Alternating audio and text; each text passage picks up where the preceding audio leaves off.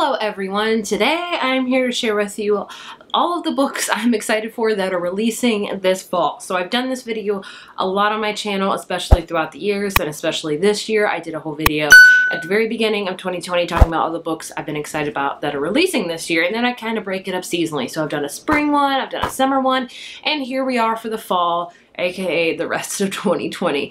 2020's been not the best year for I don't think any of us, but one thing that we can always look forward to are some amazing books coming out, and there's no exception. There are some amazing books coming out this fall. Usually fall and spring are like the biggest time for book releases, and fall especially this year is really great for them. So again, as I always say in these videos, I'm sure there are going to be some that I miss that I intentionally did not leave out. I try to do my research. Sometimes it does good, sometimes it doesn't. And this list is not the catch-all for all of the books I'm excited for this fall. These are just the ones I'm most interested in.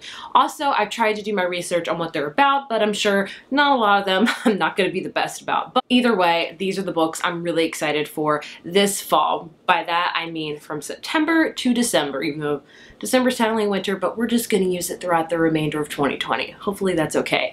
Let's get into all of the books because there's a lot. First up, we have A Rogues of One Owns by Evie Dunmore. This is the second book in the A League of Extraordinary Women series. The first book was called Bringing Down a Duke, which I actually read this year and really loved. It's a historical romance, which I never thought I'd be into, but I find myself liking the genre. I don't know if I could say that. Technically, that's the only one I've read, but I definitely plan to read the sequel. What I know about this one is it follows a character named Lucy, who I believe was in the first one, and she kind of has this relationship with her nemesis, Lord Valentine, and I think it's like a hate to love type of thing. She soon discovers that there is a truth, what the poet says, all is fair in love and war. So if you like historical romance, I would definitely check out the series. And again, if you're really not into historical romances, like I'm still very new to the genre, I've read literally one historical romance, I think this is a great way to start. Also on September 1st, we have Majesty by Catherine McGee. This is the sequel to American Royals. American Royals is a YA contemporary where it's literally like,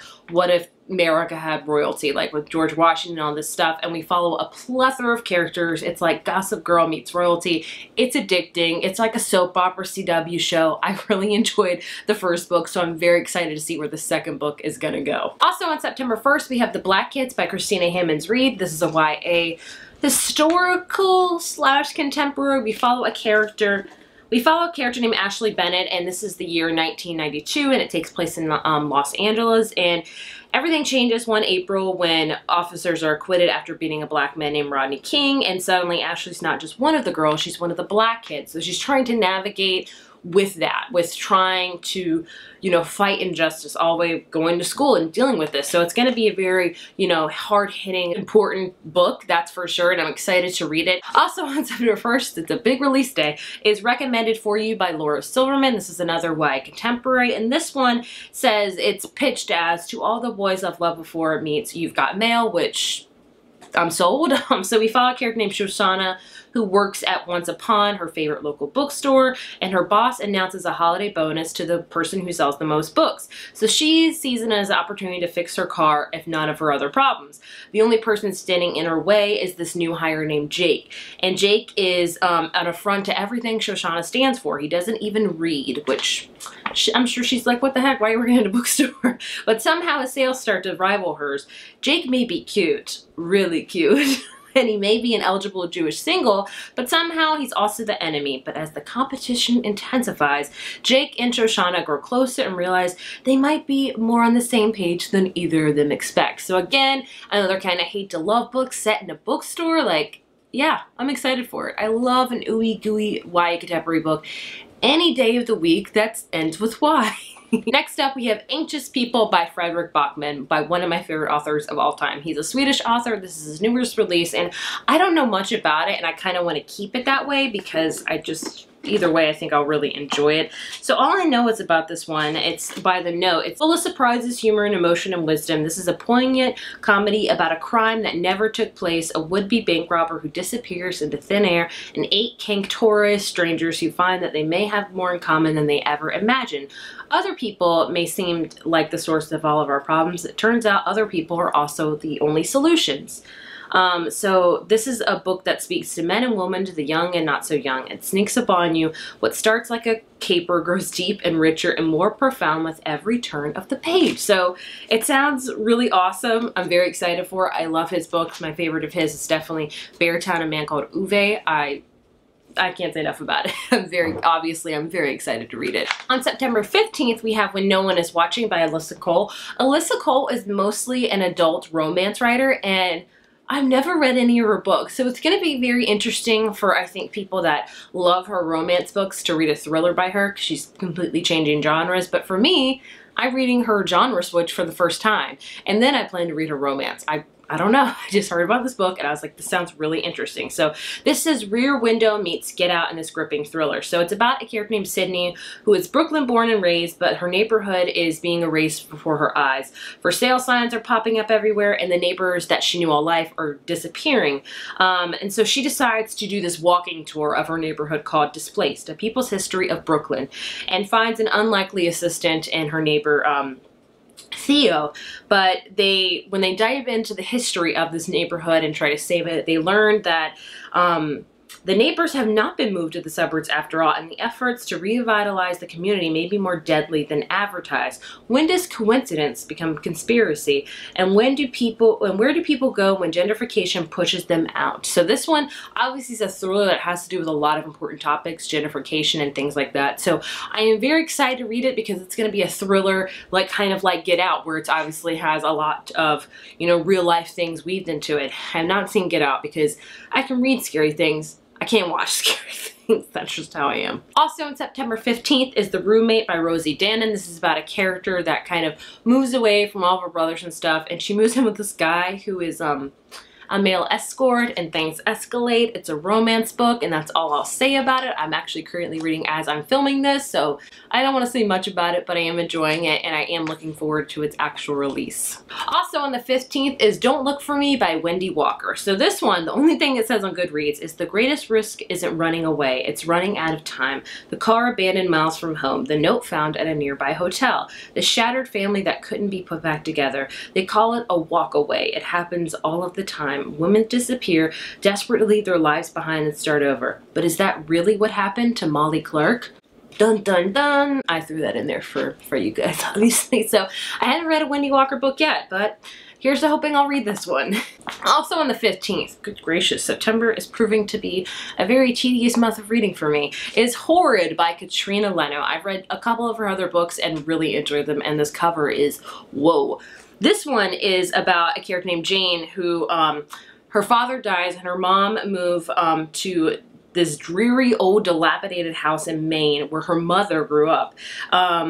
And basically she finds solace in these old books and memories of her dad. And then she meets new friends, but also faces bullying from the resident bad seed. And then Jane's mom seems to be spiraling with a return to her childhood home, but she won't reveal why.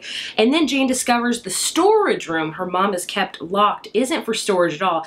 It's a little girl's bedroom left untouched for years and not quite as empty of inhabitants as it appears. Is it grief, mental illness, or something more horrid? So a lot of these are obviously the Goodreads descriptions, and it's just easier to talk about that. So this one sounds like it's going to be really creepy, also dealing with mental illness with maybe supernatural things as well.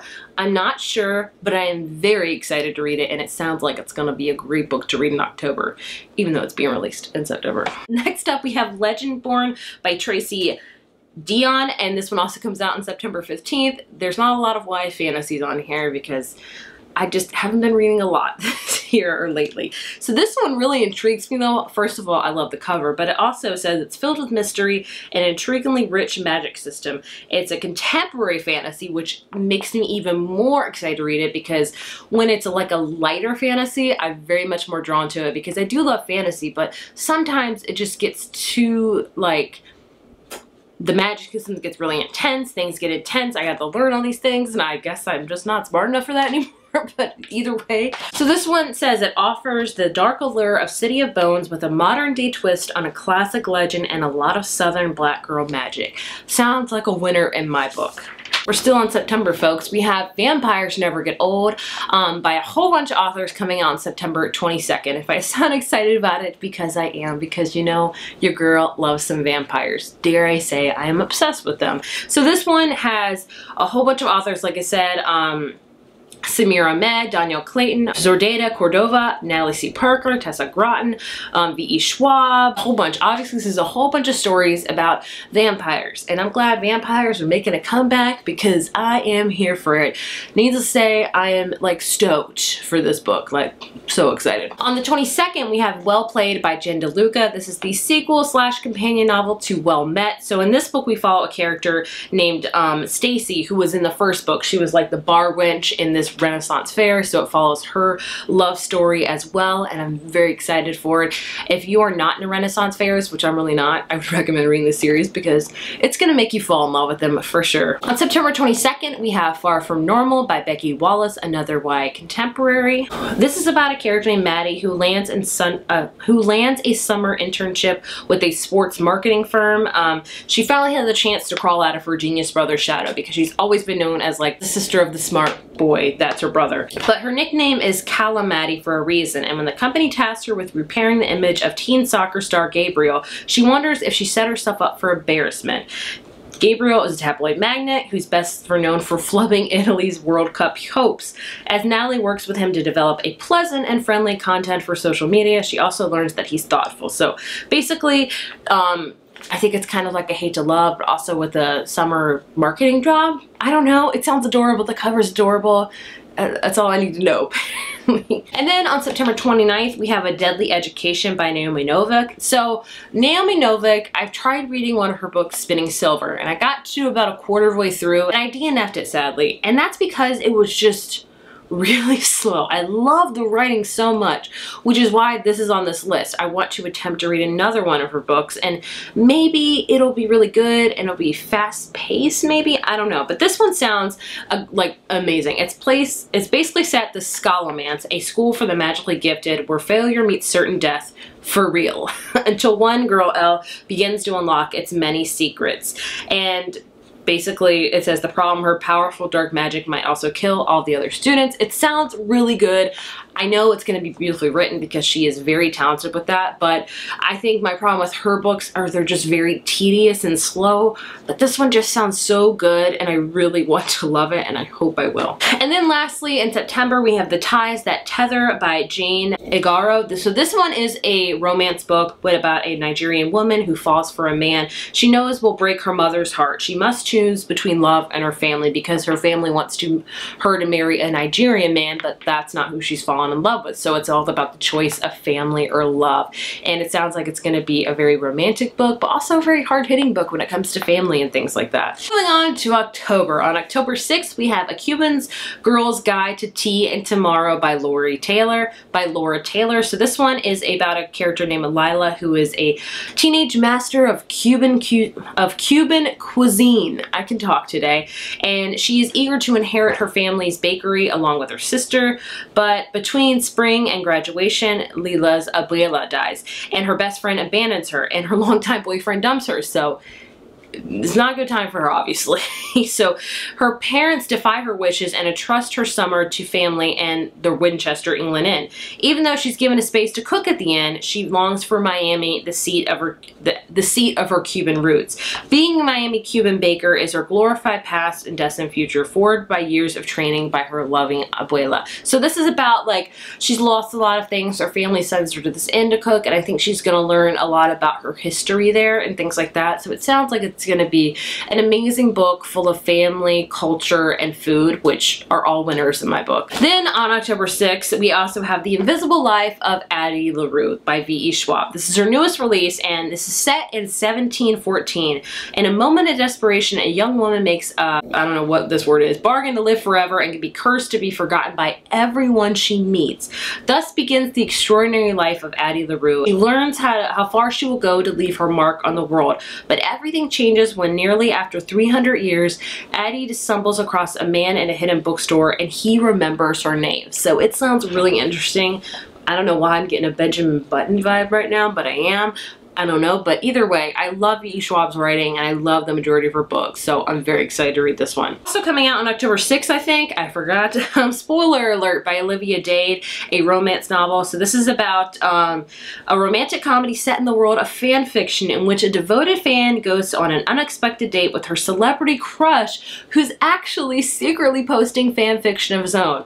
Can I fall in love already with this book because it sounds like it's 1000% up my alley. Also on October 6th, we have In a Holidays by Christina Lauren. They are an author duo. They are an author duo that I love. So this is their newest one. Obviously it's holiday themed if you can't tell. So this one is about a character named Malin. She lives with her parents, she hates her job, and blah blah blah. And then this is the last Christmas. May will be at her favorite place in the world, the snowy Utah cabin where she and her family have spent every holiday. I think it's like kind of like a Groundhog Day situation where she keeps reliving the holiday over and over again. She always wakes up on the airplane that's headed to Utah, and hilarious disaster after another sending her back on the plane. May must figure out how to break free of the strange time loop and finally get her true love under the mistletoe. So I love Christina Lauren books. This is a holiday book, and you guessed it, it sounds like it's going to be great for the actual holiday readathon that I host, Tis the Seasonathon. Be on the lookout for that soon too. Then on October 13th, I have Invisible Girl by Lisa Jewell. This is a mystery thriller, and all I know about this one, it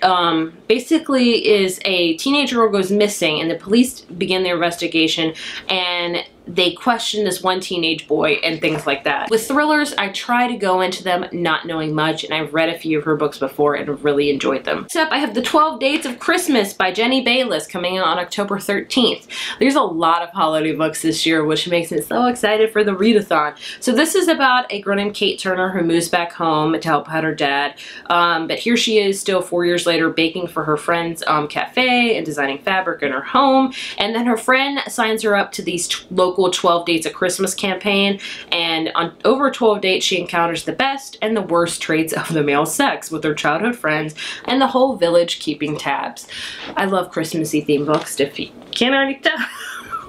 Also on October 13th is Simmer Down by Sarah Smith. This is a romance novel about Nikki, who quit her dream job to help her mom serve up Filipino dishes on their food truck, and she didn't expect the food truck scene to be so eat or be eaten, like very cutthroat, and she also didn't expect the competition to be so smoking hot because, you know, food truckling.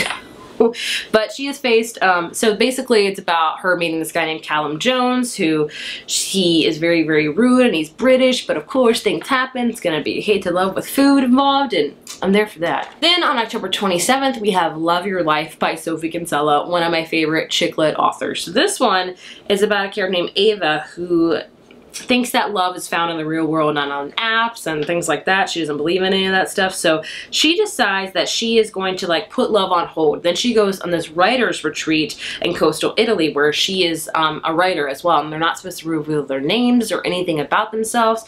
And then like this neighboring martial arts retreat is canceled. A few of its attendants join, and then she meets this guy named Dutch, who is a man that seems too good to be true, and they kind of fall in love. And then when the retreat's over, they can reveal themselves to each other. They learn that maybe they're not really good for each other. Like all the things they weren't allowed to say to each other, they've said, and then things happen. I'm not sure, but they just can't love each other's lives. Can they reconcile their differences to find one life together? I don't know. I love her books. I'm sure this is going to make me laugh and cry. And probably laugh again.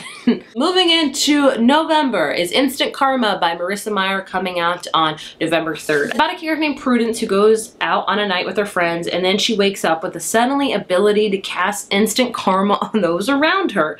Prue makes use of the power, punishing everyone from public vandals to karaoke hecklers, but there is one person on whom her powers consistently backfired: Quint, her slacker of a lab partner and all-around mortal enemy. When Prue begins to uncover the truths about Quint, her peers, and even herself, that reveal how thin the line is between virtue and vanity, generosity and greed, love and hate. I'm excited for it. I've read every Marissa Meyer novel and love them all, so very excited for this one. On November 10th, we have Rent a Boyfriend by Gloria Chang. This is about a character named Chloe who is nervous to introduce her parents to her boyfriend because she hasn't even met him yet either. She decides to rent him from this place called Rent for Your Rents, a company specializing in providing fake boyfriends trained to impress even the most traditional Asian parents.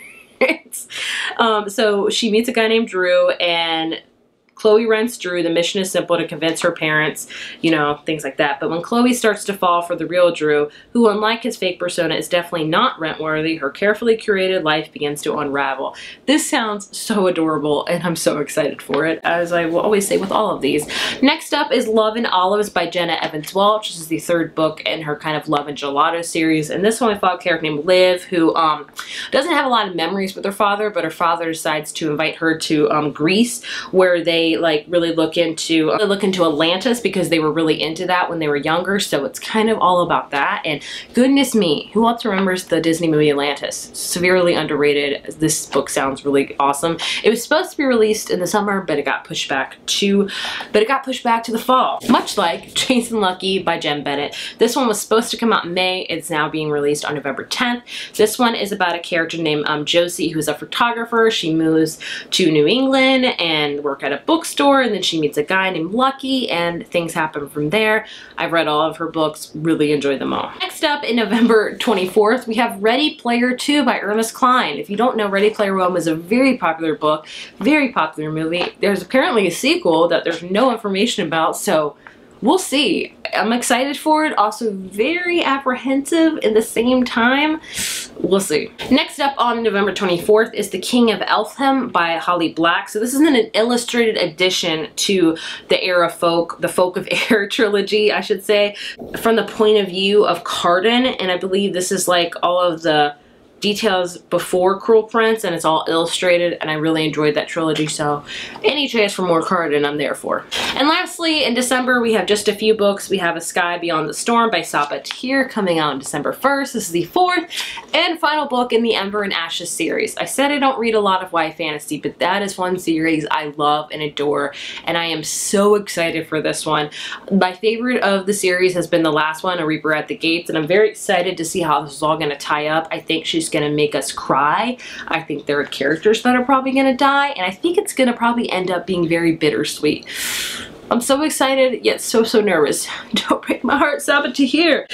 Next up, we have one I've actually already read, and that is How to Fail at Flirting by Nadise Williams, coming out on December 1st. This is a romance novel about a girl that doesn't take chances, then she meets this guy at a bar, and they kind of a fling that develops into more. And it's just so sugary, sweet, steamy, and romantic. I was obsessed with it. One of my favorite reads of the year. I'm excited for you to read it too. Then we have Forever Wild by K.A. Tucker. This is a novella book. So this is like the Alaska Wild. Oh my gosh, this is like the Civil Wild 2.5. It just says Kala and Jonah's story continues. So I think it's just going to be a little short story about them. Will I devour it? Absolutely. Then I have This Time Next Year by Sophie Cousins, coming out December 1st. This is about a character named Minnie who knows that her New Year's birthday has always been unlucky, and that's because of Quinn, a man that she's never met. They were born at the same hospital just after midnight on a New Year's Day 30 years before, and not only did he edge her out by mere minutes to win the cash prize for being the first baby born in London in 1990, but he stole the name that she was meant to have as well. With luck like that, it's no wonder each of her birthdays has been more of a disaster than the one before. So I think she accidentally meets him in real life, and they maybe have feelings for each other. It sounds really adorable, Christmassy, and cute, and I'm here for that. And the last book is another Christmassy one because I can't contain myself apparently, and that is New Year's Kiss by Lee Matthews, coming out on December 1st. A girl who has a New Year's resolution to make the coming year epic in every way and is willing to put herself out there for love. Those are all the books I'm excited for the rest of the year. There's a lot of new releases coming out these next 4 months. I've been saying repeatedly, I need to get my TBR in check because all these books up here I've left unread because of new releases, and it doesn't look like that's going to change anytime soon. So as always, leave a comment down below in case you're interested in one or more of these. I would love to hear your thoughts, and also what books you're looking forward to that are coming out in these next few months, the last few months of 2020. I don't know about you, but I'm ready to say goodbye to this year and hope that 2021 is a lot better. Thank you guys so much for watching, and I will see you in my next video. Bye.